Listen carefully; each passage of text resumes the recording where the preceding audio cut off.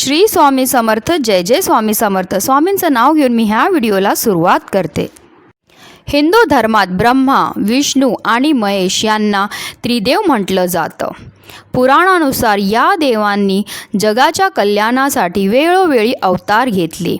प्रत्येकाचे अनेक अवतार आहेत, परंतु या तिन्ही देवांचा एक अवतार असा आहे ज्यात तिघांचाही अंश आहे. तो अवतार म्हणजे भगवान दत्तात्रेय.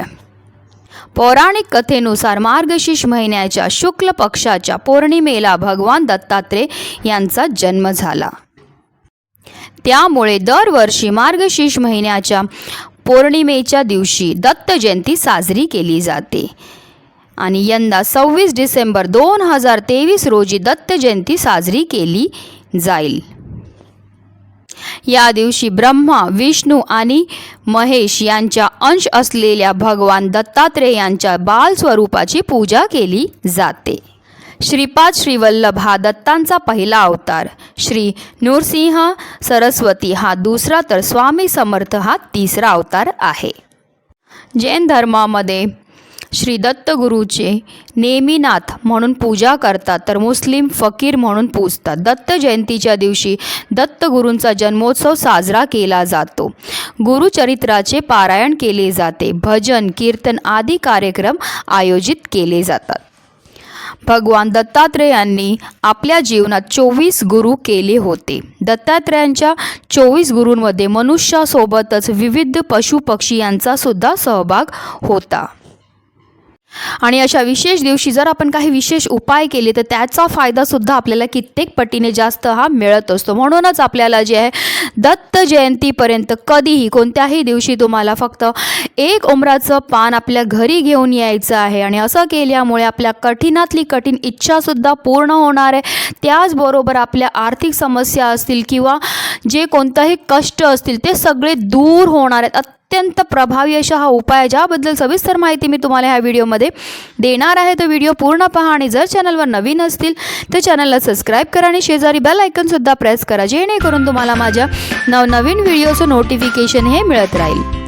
आणि सकाळी जे आहे आपल्याला उमराच्या झाडाचं एक पान तोडून आणायचं आहे. उमराचं झाड सहज प्रत्येकाच्या इथे असतं, त्याच्यामुळे एक उमराचं झाडाचं पान आपल्याला तोडून घ्यायचं आहे. त्याचबरोबर एक छोटीशी आपल्याला एक डाळीसुद्धा तोडायची आहे. फक्त पान जेव्हा तुम्ही तोडत असतील तेव्हा व्यवस्थित पाहून घ्यायचं आहे की ते पान एकदम छान असलं पाहिजे, कुठेही तुटलेलं किंवा फाटलेलं किंवा किडलेलं नसावं.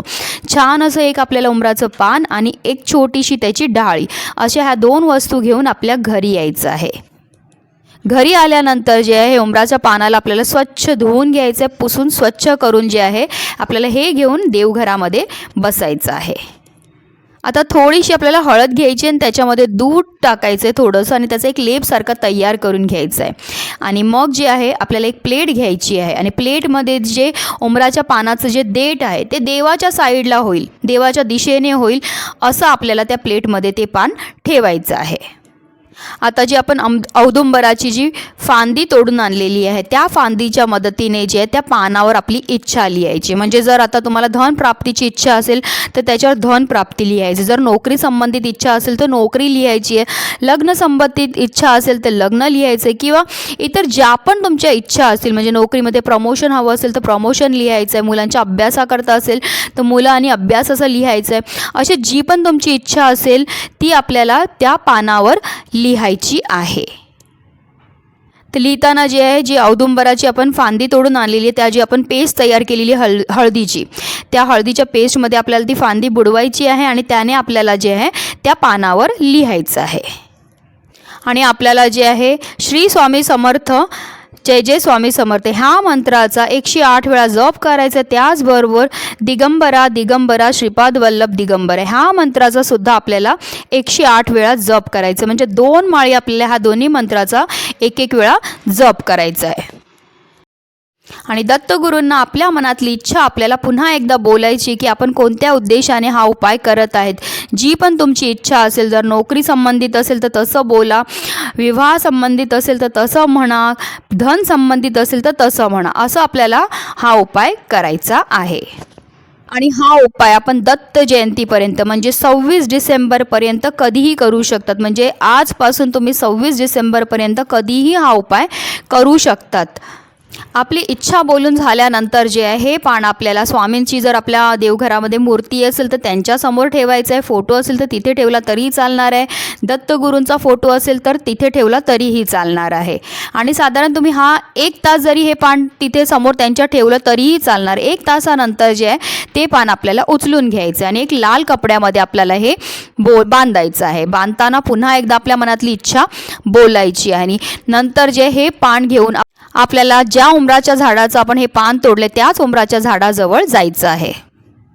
आणि त्या उंबराच्या झाडाच्या मुळाजवळ जे आपल्याला छोटासा खड्डा खोदायचा आहे आणि त्याच्यामध्ये ही जी लाल पोटली आहे ती आपल्याला गाडायची आहे. आणि त्यानंतर जे आहे त्या उंबराच्या झाडाला आपल्याला 11 प्रदक्षिणा मारायच्या आहेत. आणि प्रत्येक प्रदक्षिणा मारताना तुम्ही श्री स्वामी समर्थ, जय जय स्वामी समर्थ ह्या मंत्राचा जप करू शकतात किंवा दिगंबरा दिगंबरा श्रीपाद वल्लभ दिगंबरा ह्या मंत्राचा जप केला तरीही चालणार आहे.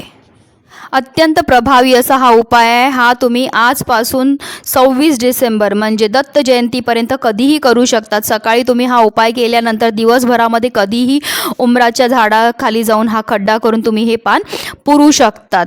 नक्की करा. आणि जेव्हा आपण हे पान तिथे गाडणार आहे त्यावेळेस पुन्हा आपल्या मनातली इच्छा बोलायची. अत्यंत प्रभावी असा हा उपाय ज्याच्यामुळे आपल्या आयुष्यामध्ये जेवढी पण संकट आहेत, जेवढे पण आर्थिक संकट आहेत त्यापासून आपल्याला मुक्तता ही मिळणार आहे. कठीणातली कठीण इच्छासुद्धा आपली पूर्ण होणार आहे. म्हणून व्हिडिओ जास्तीत जास्त लोकांपर्यंत शेअर करा जेणेकरून सगळ्यांना याचा लाभ मिळेल. श्री स्वामी समर्थ, जय जय स्वामी समर्थ.